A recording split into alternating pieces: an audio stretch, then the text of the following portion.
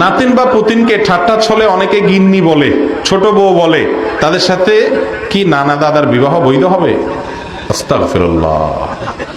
নানা বা দাদা তারা নাতি বা পত্নীর সাথে বিবাহ কখনো বৈধ নয়, হারাম।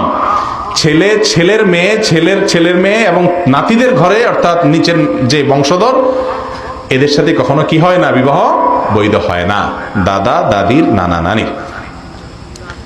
আর এই যে দুষ্টামি করা হয়, গিন্নি ছোট বউ এটা সেটা, আমাদের দেশে মনে করা হয় দাদা নানা হলে কিছু বদমাইশি কথা বলতে পারে নাতিদের সাথে, এরকম একটা রাইট আছে, এরকম মনে করে না? এটা হলো মূর্খতা, এটা হলো মূর্খতা। কেন মূর্খতা?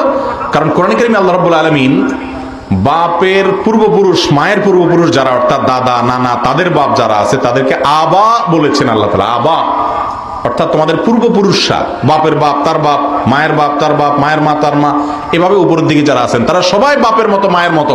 বাপ মাকে যেরকম সম্মান করতে হয় তাদেরকে এরকম সম্মান করতে হয়, তাদের সাথে ফাইজলামতি করা জায়েজ নাই, তারাও ফাইজলামি করে খারাপ কোনো কথা দুষ্টমি করা জায়েজ নাই। নাতি নাতনিরাও মনে করে দাদা নানা দাদি নানি তাদের সাথে দুষ্টামি বাদরামি খোসাখুসি করা যায়, খবরদার, এটা কোনো ইসলামের কালচার না, এবং এই ভুলটার মধ্যে আমরা অনেকে লিপ্ত। আল্লাহ তাআলা বোঝার তৌফিক দান করুন।